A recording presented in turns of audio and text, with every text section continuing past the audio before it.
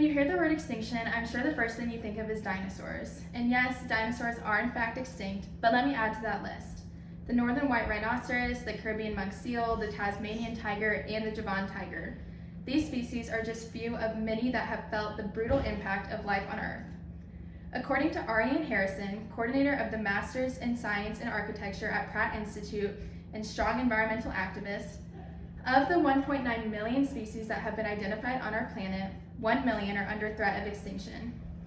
In order to stop this trend in mass extinction, our society must focus on lessening the effects of the emission of greenhouse gases, deforestation, and environmental pollution.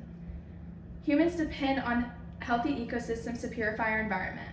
Without healthy forests, grasslands, rivers, oceans, and other ecosystems, we will not have clean air, water, or land. So to begin, the atmosphere is composed of a mixture of gases which are essential to life, and such our species' lives depend on it. The term climate change, I'm sure, rings a bell, but what exactly is it?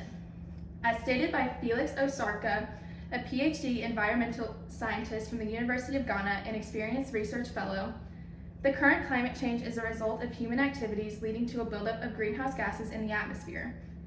These gases are trapped in the atmosphere and in return increase global surface temperature and alter known climate patterns globally. Climate change has already shown effects such as the increase in global temperature and change in rainfall patterns. Climate change also proposes a threat to rangelands, or in simpler terms, ecosystems that are capable of supporting life. Climate change puts an enormous strain on the rangelands and their stability, and it is already the cause of the extinction of several plant species. At this point, I'm sure you're thinking, okay, plant species, what's the big deal? So let me emphasize my point with the example of polar bears, and yes, this is really happening. Polar bears rely on ice to travel across their habitat, to hunt for prey, and to build snow-cave dens to raise their cubs. According to Nicole Evans, another PhD environmental scientist from the University of Montana, she states, the Arctic has warmed by 0.75 degrees Celsius in the last decade. Globally, we are worryingly on track to experience an average warming of 2 degrees Celsius, but it's predicted that the Arctic will be 4 degrees Celsius warmer over the year and 7 degrees Celsius hotter in the winter. This means that polar bears are losing their habitat, and it's all due to the amount of greenhouse gases that we are emitting. In order to do our part in stopping the amount of greenhouse gases we release into the atmosphere, there are several things that we can do. A list gathered by Livia Albeck-Ripka, who is a reporter of the New York Times, includes using public transportation, shopping sustainably and avoiding fast fashion, eating locally produced organic food, and lessening water usage. All of these examples are easy tasks to implement into your everyday life. These simple alterations can save ecosystems and lives. So going off of that, with the consequences of our carbon footprint, which is from the greenhouse gases emitted into the atmosphere, comes the next issue, which is deforestation. Deforestation is the practice or the removal of forests or a strand of trees from land that is then converted into a non-forest use. Deforestation is also a prominent contributor to mass extinctions. Deforestation continues today at alarming rates that ultimately put several ecosystems at risk. To make its effects clear, let's look at the rainforest of Indonesia. Orangutans swing between trees, pygmy elephants snack on the grasses and fruits, and tigers roam the thickets, or at least they did. According to Jane Palmer, chief reporter on the environment, public health, and earth science issues at Oxford, she states that since rainforests store billions of tons of carbon, destroying these ecosystems also releases huge amounts of the potent greenhouse gas carbon dioxide into the atmosphere. As we discussed earlier, the release of these carbon emissions inevitably leads to an increase in temperature. Animals rely on trees, grasses, and rain for food and water. With these sharp increases in temperature,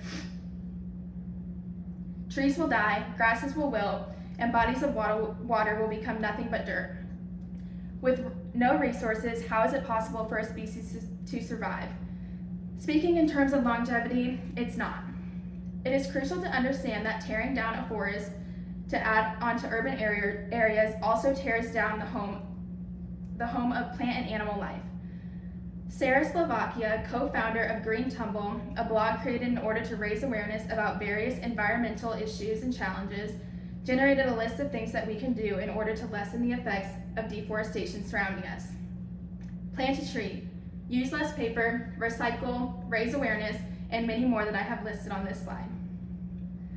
The last thing I want to mention, and probably the easiest thing you can do to stop mass extinctions, reduce environmental pollution.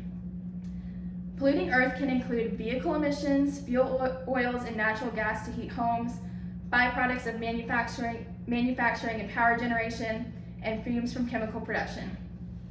All of these things put chemicals into the air, and this can be dangerous for life on land, but particularly ocean life. According to Songhai Lee, a PhD researcher of marine mammals, the humpback dolphin is at extreme risk of becoming extinct. High levels of organochlorides have been found in the dolphin's blubber. These organochlorides are extremely toxic to ocean life, and high concentrations of the organochlorides create reproductive difficulties. When reproduction is not feasible, extinction becomes more and more plausible. All things I have mentioned previously, such as recycling, planting trees, and shopping sustainably, would lessen the severity of the pollution epidemic. To conclude, I want you all to imagine if your home or room was being brutally destroyed.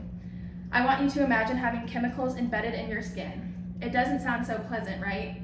But that's exactly what is happening to our species due to the emission of greenhouse gases, deforestation, and environmental pollution. There are so many things that we can do to help, starting with the using of public transportation, shopping locally, recycling, conserving power, and so many more things that we just discussed. Your participation in these changes could save lives and species as a whole. By changing just a few habits, the severeness of mass extinction could severely decline. I think it's about time we all start doing our part. Thanks, and gig 'em. Oh, I'm so snotty.